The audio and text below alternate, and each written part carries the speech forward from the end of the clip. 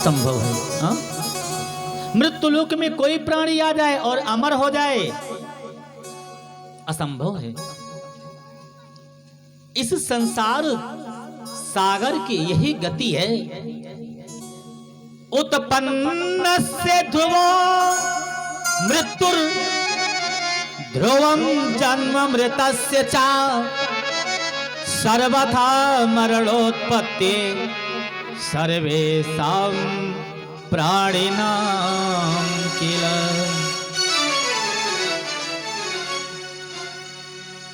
इस संसार सागर में जिसका जन्म होता है उसको मरना पड़ता है, और जिसको मरना पड़ता है वो बार बार माता के कुक्षी में जाकर के शयन करके उसको जन्म लेना पड़ता है। पुनरपि जननम पुनरपि मरणम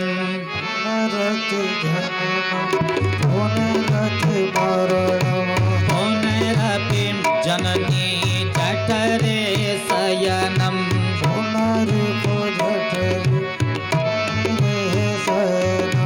पुनरपि जननी जठरे शयनम।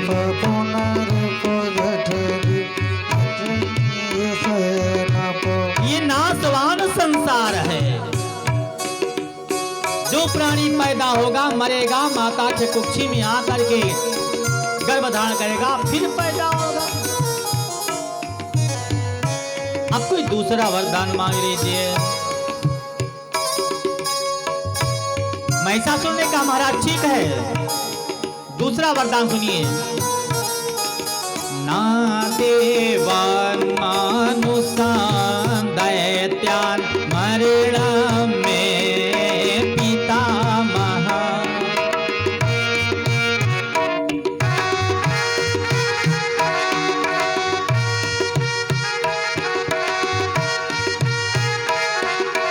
पुरुषान् च मृत्युर्योषा मां हनिष्यति।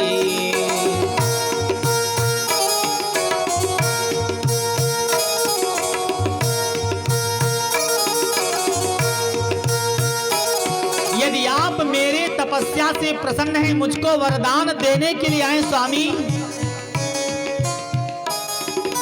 अमरत्व तो नहीं दे सकते हैं, तो यह वरदान दीजिए। चाहे देवता हो, चाहे दैत्य हो, चाहे यक्ष हो, चाहे गंधर्व हो, चाहे पुरुष वर्ग में मानव हो, किसी के हाथों मेरी मृत्यु ना हो। और फिर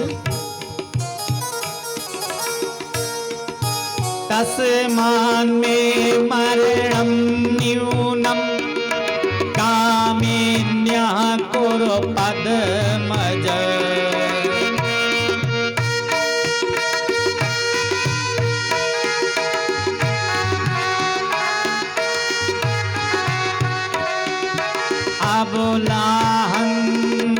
अबुलाहन्तमाहन्तुं कथं शक्ता भविष्यति।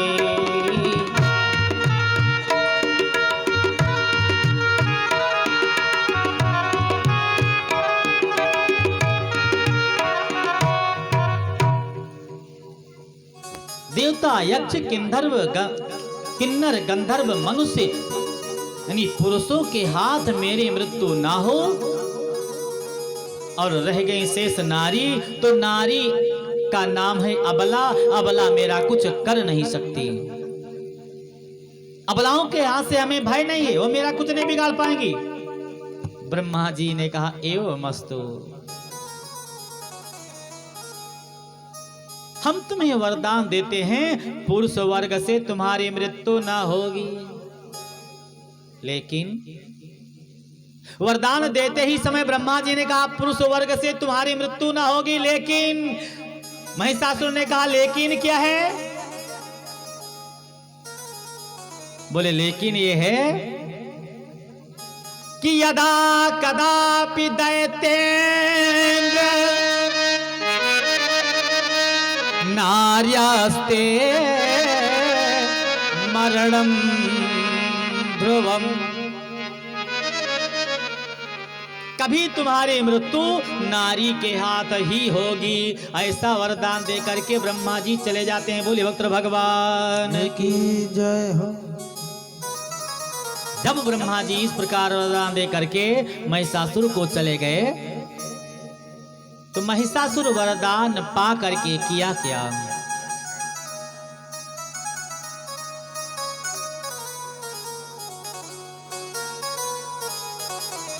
दैत्यों का राजा बनना चाहता था। गुरु शुक्राचार्य जी के शरण में गया। गुरुदेव गुरुदेव दीक्षा दे दीजिए, मंत्र दे दीजिए। सज्जनों, आप लोगों ने यही सुना, गुरु जी से हमें मंत्र लेना है। हाथ जोड़े, पांव पड़े, गुरु जी मंत्र दे दिए। आज तो कलयुग में ऐसे ऐसे गुरु जी हैं, निंदा तो किसी की नहीं करना चाहिए। उनसे जाकर के कहिए महाराज मंत्र दे दीजिए, तो उनके शिष्य लिस्ट बना करके दे देते हैं। लेकिन महाराज वेद पुराण शास्त्र कहता है कि मंत्र लेने में कोई लिस्ट नहीं होती है, कोई खर्चा नहीं होता है। और यदि होता है तो नारद जी ने, श्रीमद् भागवत महापुराण, नारद जी ने प्रहलाद जी को मंत्र दिया बीच वन में। कौन सी लिस्ट बनी और कौन सा खर्चा लगा? हा? नारद जी ने मंत्र लिया अपने गुरुजी से, कौन सी लिस्ट बनी, कौन सा खर्चा लगा? कुछ नहीं। मंत्र माने जानते हो सज्जनों क्या होता है? आज तो मंत्र गुरुजी से लिया गया और गुरुजी सांवली सरकार का नाम बता दिए, इसका जाप करिए तेरा कल्याण होगा। और मंत्र माने यही होता है सलाह। भैया चारों लोग बैठ करके मंत्रणा कर लीजिए, ये कार्य करना है, कैसे क्या होगा। और जो अच्छी रास्ता दे, जो अच्छा सलाह दे, सद ज्ञान दे, उसी को सदगुरु कहते हैं। बोले सदगुरुदेव भगवान की जय हो।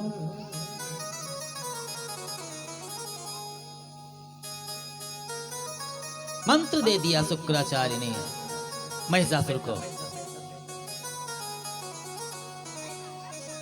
लेकिन एक बात और ध्यान देना चाहिए सज्जनों, जिसके पास जो होगा वही दे सकता है। आप किसी के पास गए, आप किराना वाली दुकान पर जाकर के, उदाहरण के तौर पर आप किराना वाली दुकान पर जाकर के बोले सेठ जी हमको 4 आने की सोने की अंगूठी दे दीजिए। है नहीं, कहां से देंगे? हा? और सोनार के पास जाकर के मांगिए 250 ग्राम धनिया, वो कहां से दे पाएंगे? तो जिसके पास जो होगा वही दे पाएगा। जिसके पास जितना ज्ञान होगा उतना ही दे पाएगा, उससे अधिक कुछ कोई कर नहीं सकता है। शुक्राचार्य जी को गुरु बनाया, मंत्र लिया और मंत्र लेने के बाद में कहा गुरुदेव अब तो मेरा कुछ कोई बिगाड़ नहीं पाएगा। बोले तेरा कोई कुछ नहीं बिगाड़ पाएगा। डंका बजवा दिया चारों तरफ कि आज दैत्यों के राजा महिषासुर हैं। और जब चारों तरफ डंका बज गया कि दैत्यों के राजा महिषासुर हैं, तो एक एक दैत्य अपनी अपनी सेना लेकर के महिषासुर से मिलने के लिए आ गए। असिलो मां तथो उदर को विडालख्याश्च बाष्कल त्रिनेत्रो अथ तथा कालबंध को बलदर्शितः। असिलोमा, उदर्क, विडाल, वास्कल, त्रिनेत्र, कालबंध इत्यादि बड़े बड़े बलशाली दैत्य अपनी अपनी सेना लेकर के महिषासुर दैत्य के पास सम्मिलित हो गए। अब तो सेना बढ़ गई, चारों तरफ जिधर देखो उधर अब महिषासुर की सेना ही त्राहे त्राहे मचाने लगी। ये दैत्य क्या करने लगे? ब्राह्मणा वंश गा जाता यज्ञ भाग समर्पकः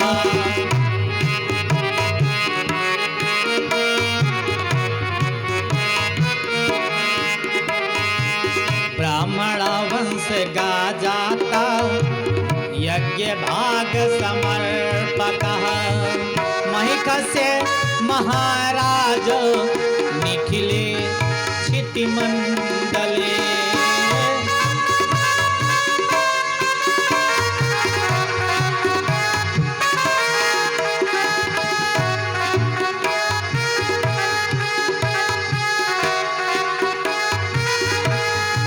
आज चारों तरफ यज्ञ नहीं होने पा रहा है, पूजा पाठ नहीं होने पा रहा है, कोई जप तप नहीं करने पा रहा है।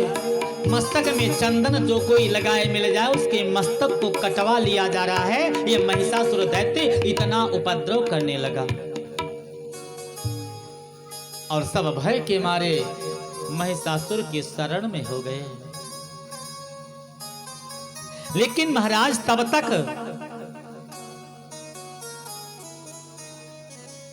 महिषासुर के अहंकार और बढ़ता ही चला गया। महिषासुर ने कहा एक दानव को बुला करके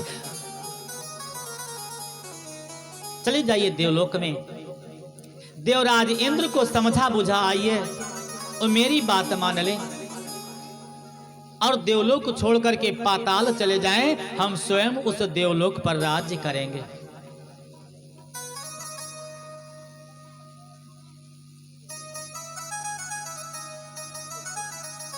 दूत जा करके देवलोक में इंद्र के पास पहुंचा।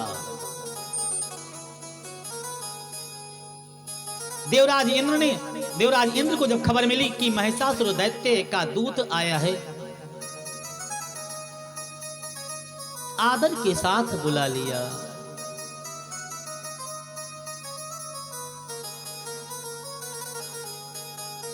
किस कारण से आए हो, आने का कारण बताइए।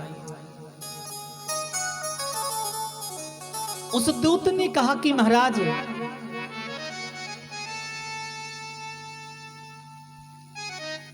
हम आपके पास अपने महाराज जी का संदेशा लेकर के आए हैं।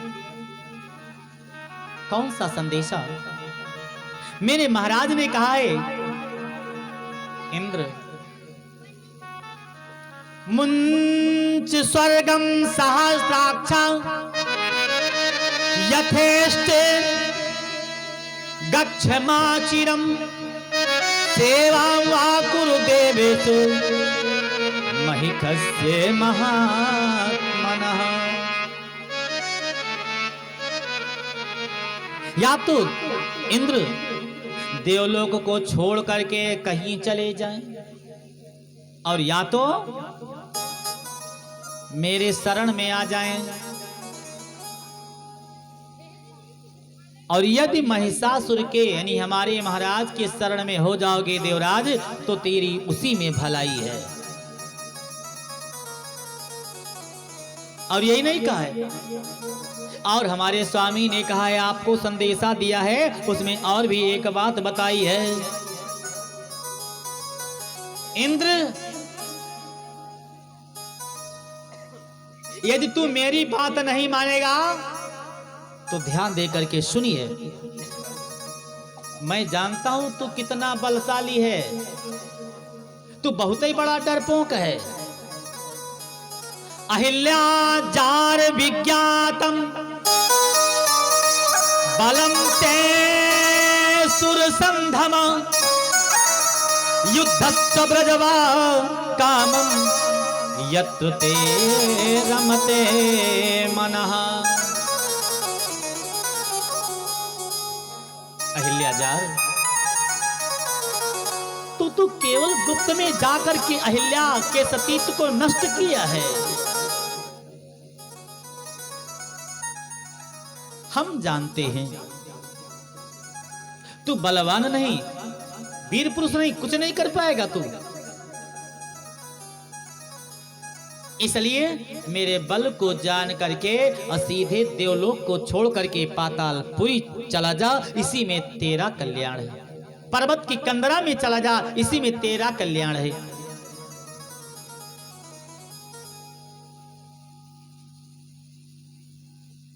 देवराज इंद्र इस प्रकार दूत के वचन को सुन करके अपने मन में विचार करते हैं सज्जनों, क्रोध तो अत्यंत आता है,